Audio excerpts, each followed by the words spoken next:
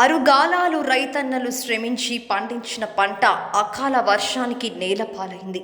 నిజామాబాద్ జిల్లా మాక్లూర్ మండల పరిధిలో కల్లౌల్లా ఆరబోసిన వరి ధాన్యం వర్షానికి తడిసిపోయింది. రైతులు పంటలకు పెట్టిన పెట్టుబడులు కూడా అందకముందే ధాన్యం జలమయం అవ్వడంతో అన్నదాతలు తీవ్ర ఆవేదనలో మునిగిపోయారు. ఇక ప్రభుత్వమే తమను ఆదుకోవాలని రైతన్నలు వేడుకుంటున్నారు.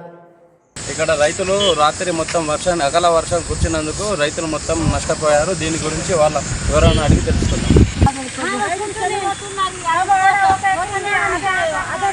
ఉన్నది 1 ఎకరం అట్లు మొత్తం పోయింది నాది. మేము గరీబ్ మనిషి ఇద్దరమే ఉన్నాం, కొడుకులు బిడ్డలు. మా ఇది అయితే ఏం పంట లేదు, 1 ఎకరం మీద బతుకుతున్నాం మేము. ఏం చేయాలా సార్, ఏం చేయాలా? మాత్రం చూడడానికి ఆడలకు ఉన్న రాకాచిండ్రు, వాళ్ళు తొందరగా రాకాచిండ్రు, కాట రాకాచిండ్రు. ఇట్లా ఉన్నది మరి పరిస్థితి, ఘోరంగా ఉన్నది. ఇగో ఇట్లా ఉన్నది, మేము ఏం చేయాలా? ఈ బతికి ఏం ఉన్నది మాకు, ఏం వేస్ట్ బతుకున్నది మా ఇది. పోయిన సంవత్సరం ఇట్లానే చేసిండ్రు, ఒక డబ్బు సుధా రాలేదు వాళ్ళకు. అంతే మీద ఒక డబ్బు సుధా రాలేదు. అట్లంతా నానిపోయింది. మేమంతా బాధపడుతున్నాము. తెలంగాణ నిద్ర లేదు మాకు. తిండి తిందామంటే తిండి పోతలేదు మాకు. 6 నెలలు కష్టం చేసిన అంతా ఎస్టు అయిపోయింది మా ఇది ఏం బతుకు మా ఇది. రైతులకి బతికి అంతా ఎస్టు అయిపోయింది. కష్టం చేసిన బతుకులన్నీ ఎస్టు అయిపోయింది మా ఇది. ఈ కష్టం చేసి ఏం కాదా మాకు.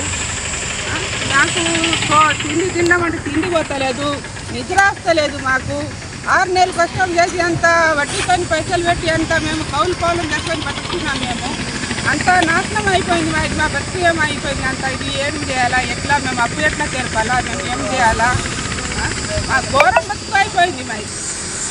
ఎక్కడ నీళ్ళు చూడండి, ఇక నీళ్ళు ఇంతగా నీళ్ళు ఇంత ఒక మోకాల మట్టి నీళ్ళు ఉన్నాయి.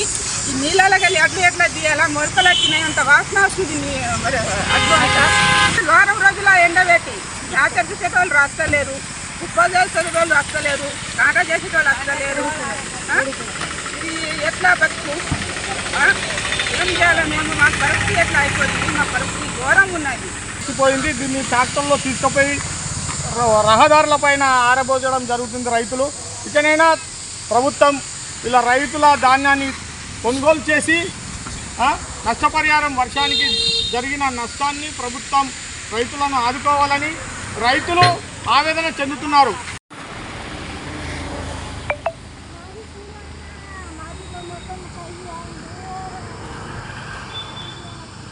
మాట్లాడతావా?